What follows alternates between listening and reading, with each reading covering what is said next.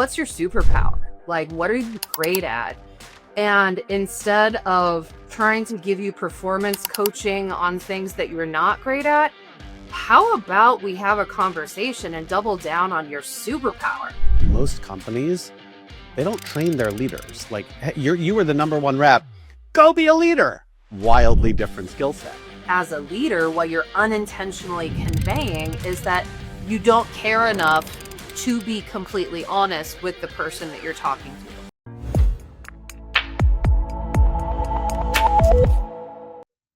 Welcome back to another episode of the Bridge the Gap podcast, powered by Revenue Reimagined. Today's guest is Tiffany Gonzalez, a GTM leader, startup advisor, and founder of Bumble, who's led revenue at giants like Microsoft and Amazon. She's helped take startups public and rebuilt her own life and leadership style after a medical crisis that forced everything to legit stop.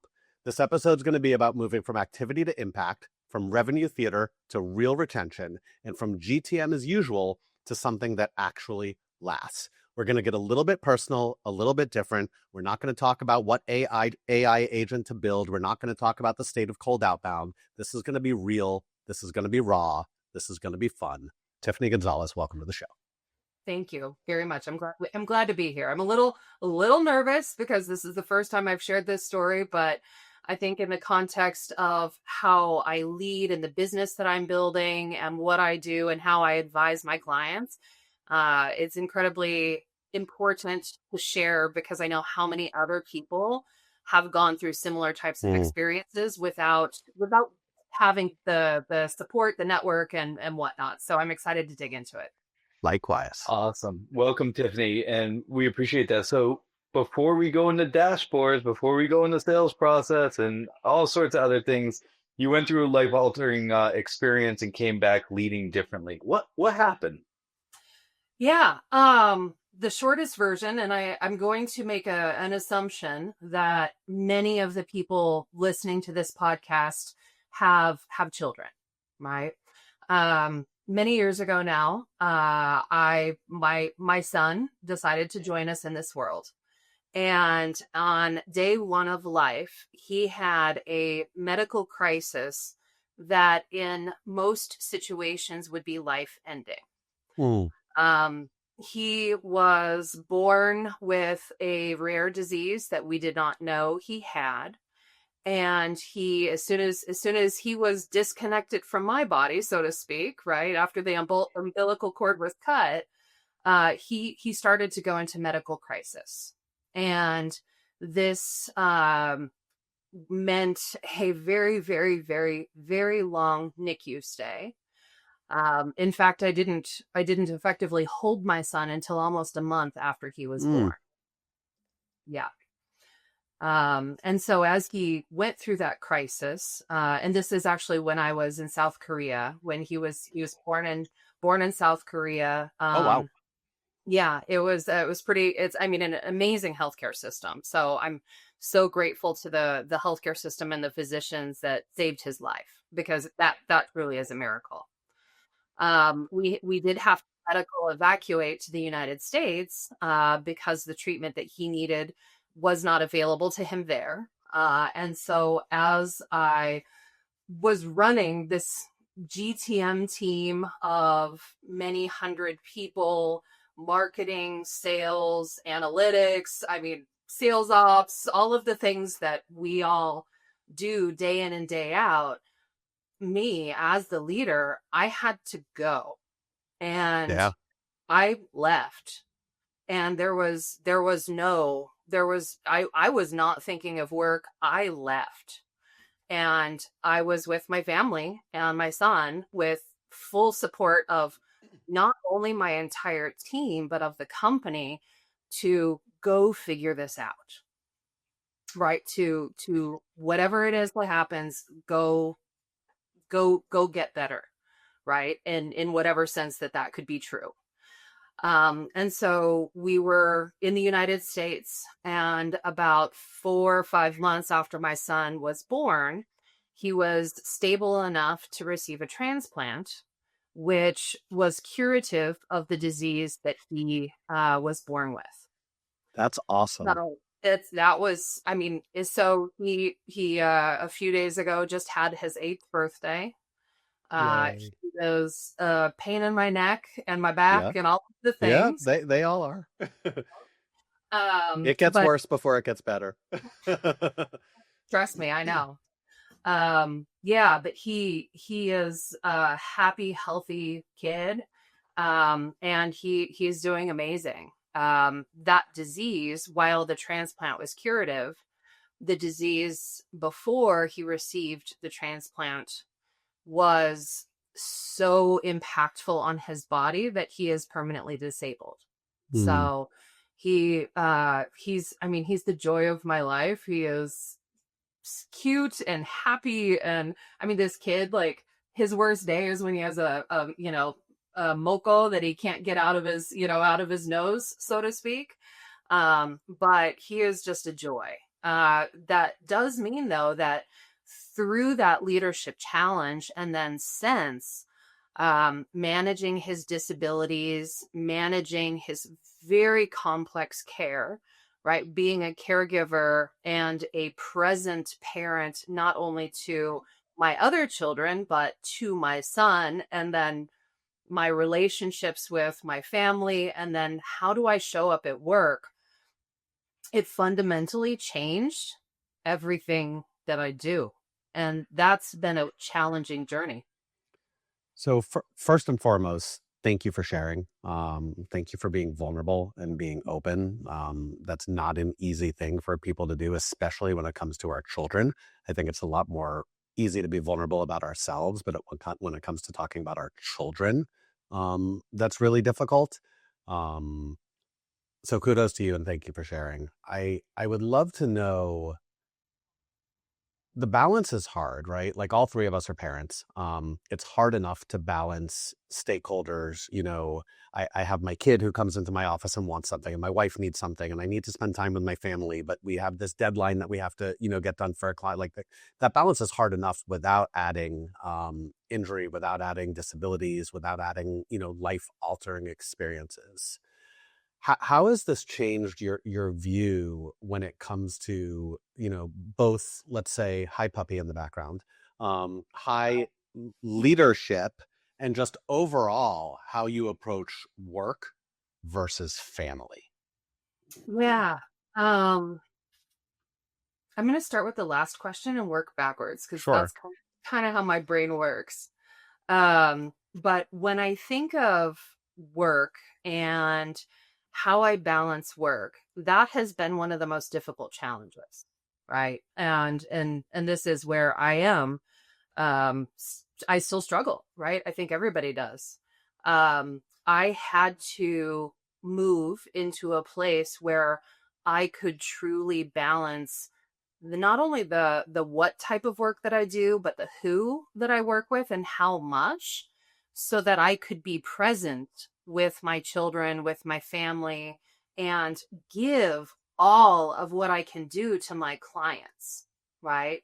And while I'm extraordinarily grateful for the experience that I've had at companies like AWS and Amazon and Microsoft and whatnot, I'm so Small, incredibly small, grateful. small little companies, Tiffany. Small little companies, not exactly known to be low pressure or dial it in environments, right? Yeah, not exactly known to be the super, no problem, take the time you need type places. Yeah, no, I mean, they're great companies, Yeah. and there's incredibly brilliant people there.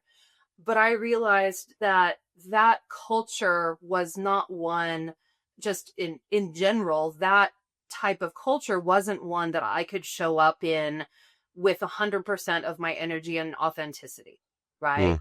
And I knew that if I wanted to continue to do my best work, that I needed to change that structure. And for me, that's been one of the hardest things, because I can think, 20 years ago, and I'm like, okay, I'm going to be a VP and a CEO and, et cetera, et cetera. We all get on our own Not all it's tracks. cracked up to be, everyone. Yeah, exactly. We all get those. I'm going to get my MBA and then I'm going to do the thing and conquer the world. I really had to sit back and, even as we get older, we still hold those notions in our head. Yeah. Right. And that personal rediscovery was really, really challenging. And so that's changed my balance of work, right? And that's changed and informed what I do. Um, Stepping backwards from that, though, as a leader inside of these organizations and in how I manage people, I stepped away from a lot of the kind of more traditional big tech norms. And the most important thing to me was fully understanding the capabilities of the people on my team. Hmm. And this sounds natural, or maybe this sounds intuitive, but I often find that people are like, we need you to do the thing. And I don't care if you're good at it or not, but figure out how to do it. Right. And I'm being a little brash in how I'm saying it, but that message is often conveyed in one way or another. Sure. Right. Sure. And for the teams that I had built, I really shifted away from that to say, who's, what's your superpower? Like, what are you great at? And instead of trying to give you performance coaching on things that you're not great at, how about we have a conversation and double down on your superpower and amplify that, because you're going to have exponentially more impact. Yeah, there's always your lane of genius, and we run into this a lot with our companies that we work with. And as you go into your next evolution of your journey, when you're working with smaller companies versus like the big companies where some people can hide, not the leaders, but there's people that fall through, and it's very difficult to hire. One of the things that we've been doing a lot around is jobs to be done. Like, what's the jobs to be done, and then nine boxing people into like, are you the right person in the right seat at the right time? And you kind of have to look at it that way when you're in a smaller organization, because um, every day sometimes matter, every week sometimes matter, depending on where you are in your evolution and growth. And it's unfair to people to put them in a place of like not their lane of genius. And so I find when I speak with leaders or I talk with other people, they have a hard time asking the question, what do you really want to do? And then if it's not what you are doing, like, do you try to find another position within that organization? Do you have to have a hard conversation? And I'm with a client this week, and we've talked a lot about having the hard conversations about, let me help you transition to a place where you can be in your lane of genius. And I think that's a really hard place for leaders to be, especially in larger organizations. With your new organization, the thing that you're building today, I'm curious how you will transition that lane of genius thinking to them. Yeah. Um, this has been one of the areas of the process that I've really tried to slow down on and really think about, how do I purposely create an environment where everybody feels open enough to say, that's not the thing that I love to do, Hmm. or like, that's not the thing that I'm great at. Like, I'm good, but I'm not great. And everybody to show up in an incredibly present way. And for me, a couple of the things, because every business we have to get in challenging conversations, right? One of the things that I've really tried to embrace is an openness to disagreement, right? And that disagreement is not built on, you're wrong, I'm right, blah, blah, blah, like none of that type of stuff. But it's really around, hey, something happened. And what is it that occurred that we can learn from together? Right.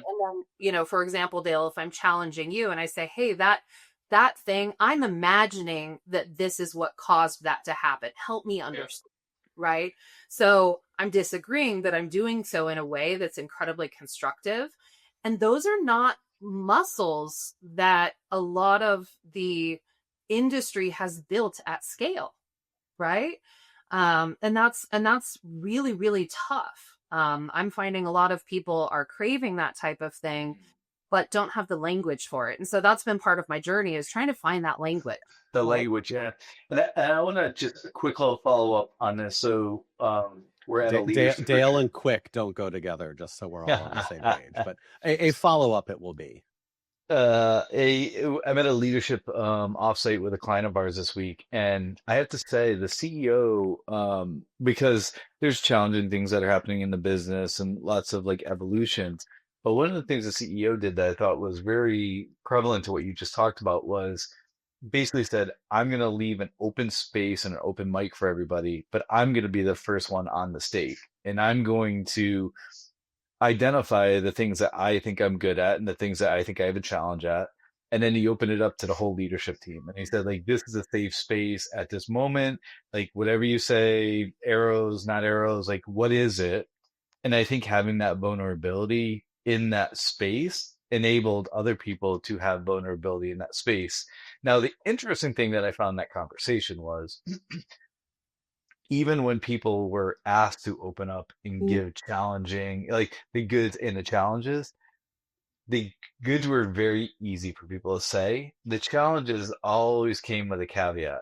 I know you're challenged with X, but and so are everybody else. And I think that diffuses the conversation. I think you need to be able to like give give tough feedback and move on. Like it's not it's not emotional, it's not good or bad, it's just a fact. And if we can figure out the facts versus the emotion, then we can just push through it. Like, can we resolve it or can we not resolve it? Well, this is where I'm going to challenge you on it, Okay, right? good. I love this. I love watching Dale get challenged. Let's go. People buy from people. That's why companies who invest in meaningful connections win. The best part? Gifting doesn't have to be expensive to drive results. Just thoughtful. Sendoso's intelligent gifting platform is designed to boost personalized engagement throughout the entire sales process. Trust me, I led sales for a Sendoso competitor, and I can tell you, no one does gifting better than Sendoso. If you're looking for a proven way to win and retain more customers, visit sendoso.com. Right? People are inextricably emotional. Like we Yes. all are emotional beings, right? And there's no way to decouple those things. If we are not emotional, just to throw in a buzzword, if we're not emotional, we're AI. Right?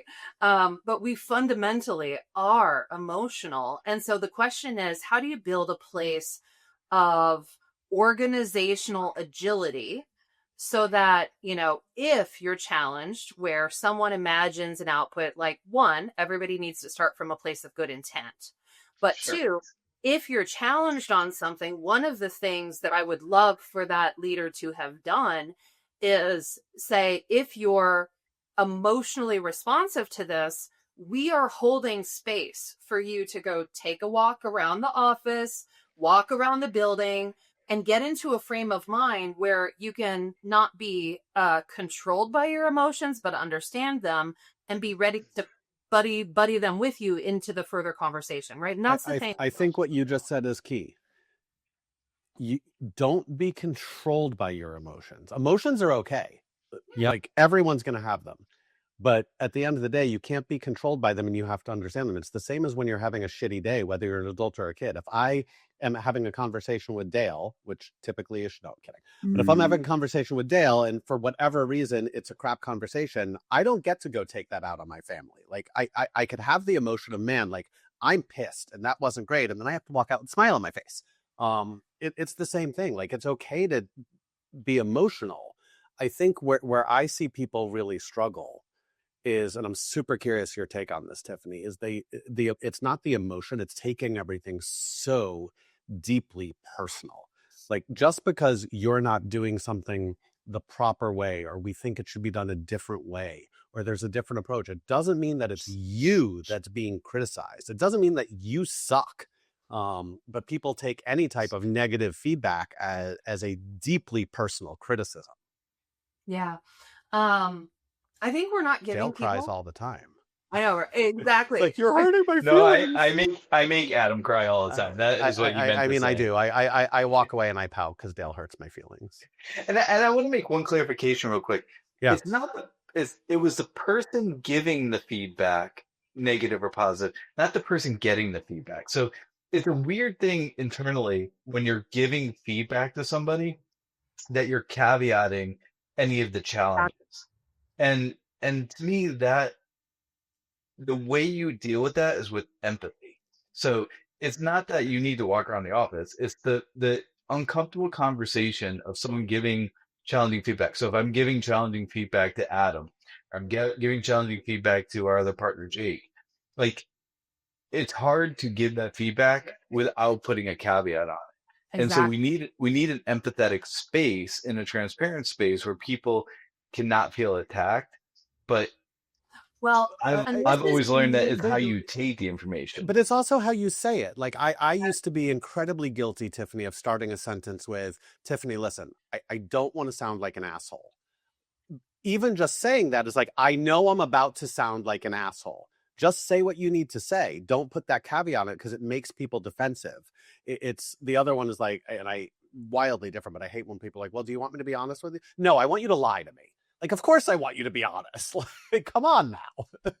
well, and that's the biggest thing is that one of the hardest things as a leader is to learn how to sit with discomfort Mm, and to embrace the discomfort, right? Because I understand, and I've done it a million times as well. I understand the tendency to kind of put a caveat in there to soften the message or things like that. But what, as a leader, what you're unintentionally conveying is that you don't care enough to be completely honest with the person that you're talking to. You don't care enough to trust that they have the emotional capacity to receive and then have a difficult conversation, right? As a leader, that's falling down, right? You have to be able to communicate those things in a way that you're not caveating, but you're also not blaming. And you're yeah. also very, very clear about, I don't know the answer to this because I'm perceiving something, I'm imagining something is occurring. Please help me understand, right? So you go with them and not at them. And that's a very different space than a lot of kind of the systems of our large tech organizations just across the industry. They don't operate in that same way. And So, it's understandable. It's so hard to drive. how do people learn how to do that? Because that's hard, right? That's learned behavior. And to your point, and whether it's an Amazon or Microsoft or a Google or a Bob startup, like this isn't taught. And we often talk. So my dream job, if you will, other than winning the lottery, if it Yeah. paid, is like leadership coaching. And it doesn't overall pay. I think the disconnect, tying back to my question, is most companies, they don't train their leaders. Like, hey, you were the number one rep, go be a leader. Wildly different skill set. How do we train leaders to be able to do this and be great leaders and build that empathy? Yeah, that's one of the biggest gaps. And I mean, I certainly don't have every answer. I'm not an organizational psychologist, although, if I win the lotto, then I'll probably go back and get my PhD in that because Nice. that just sounds fun. I don't know why. It just sounds great. But I think that this is one of the biggest challenges in tech across all companies that we're going to face, right? Because when we look at AI, sorry, I was joking. We were going to talk about AI, but I bring it No, up. listen, you can't not talk about it. Exactly. But as we talk about AI, right? AI isn't a tool. AI is work, right? This is the first time we've had a technology that can really do the work. And whether you're a RevOps or you're a sales leader or a sales enablement or whatever, finance, who knows? This is one of the first times that you're going to have AI tools that are doing the work.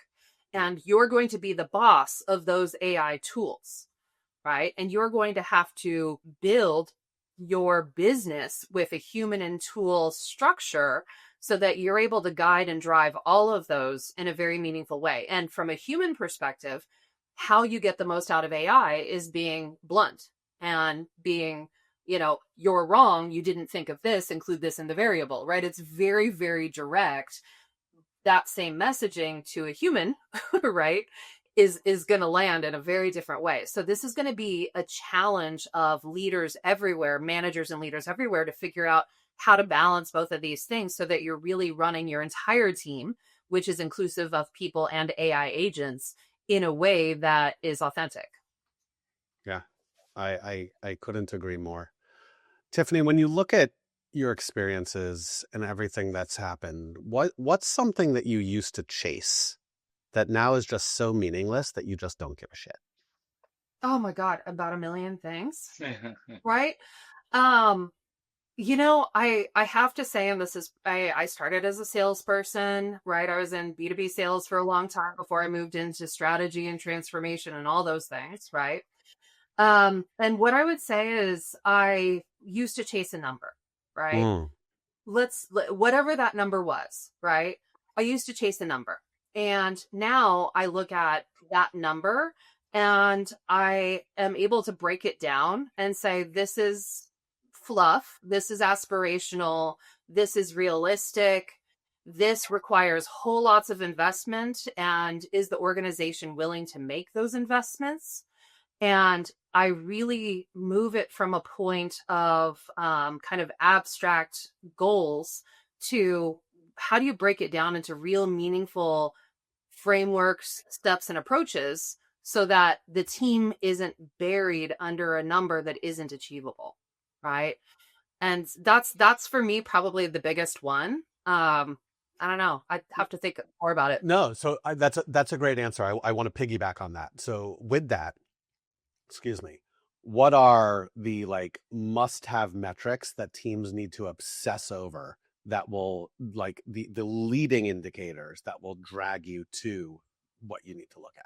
Like what are the top 3 or 4 things that when you're working with someone, you're like, this is where you need to obsess, not this BS that you're obsessing over?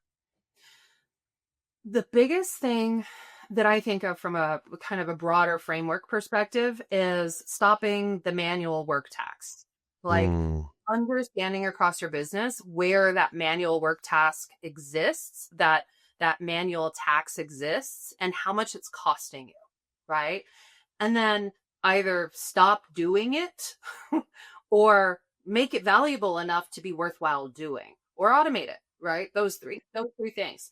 It is shocking how much time and space and energy across engineering and product and so many other teams are like, oh, just make me this quick report. Oh, just make me this quick report. Oh, yeah. Oh, that quick report that, by the way, you have to build a data pipeline in order to get. No, that's not cheap or fast or quick. Yeah. Right. Yeah. So I think that's why we're doing a lot of jobs to be done. And when you identify elite jobs to be done, now you can really figure out where AI can help you a lot. I love that. Let's wrap up with some rapid fire, really quick little answers. And I think since we just talked about metrics you should be tracking, what's the most overrated go-to-market metric? ARR. ARR. Oh man, do I wish we had time to unpack that. That might have to be a V2. That's a very interesting answer. Tiffany, what's your go-to fix it fast move when a team is stuck? Go talk to 6 customers. Love that. Ooh, Absolutely love that. I saw a post from someone who shall not be named, who I disagree with a good amount of what they post on LinkedIn. But this was a great one. And it's whether it's a CRO, VP of sales, you probably know the post I'm talking about. CRO, VP of sales, any leader. If you are not talking to customers in your first week, you are the wrong person, and you need to immediately have a listen. Tiffany, sorry, we made a mishire. Like, done, because you're never going to do it. Yep.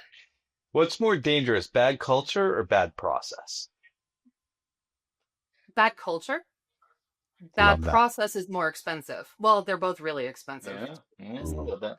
All right, we're going to throw someone under the bus here. What's the one GTM tool you'll never recommend again? Ooh. I'm going to cop out on this one a tiny bit, but what I'm going to say is any tool that is you're adding onto your tech stack to fix a problem. Okay. To like Band-Aid or duct tape a problem because you're not solving it. It's duct tape, right? Yeah, I think that's a great answer. Without burning a brand. I love it. Yeah. Last one, dream vacation destination. Always. Let's go light. Thailand. I I'm a scuba diver. I love getting in the water. It's scuba diving. If you've never done it, it's like underwater zen. You Yeah. can't do anything but just be, and it's so gorgeous. Let me know when you go. We spent a month there a couple of years ago. All sorts of places to give you. Ugh. Tiffany, seriously, from the bottom of my heart, thank you for being vulnerable. Thank you for being open. Most of our episodes are deep GTM strategy. I think it hits home for me. It certainly will hit home with a lot of other people about leadership and life, what's important and what's not. It was a pleasure having you on the show. Glad to. Thank you so much.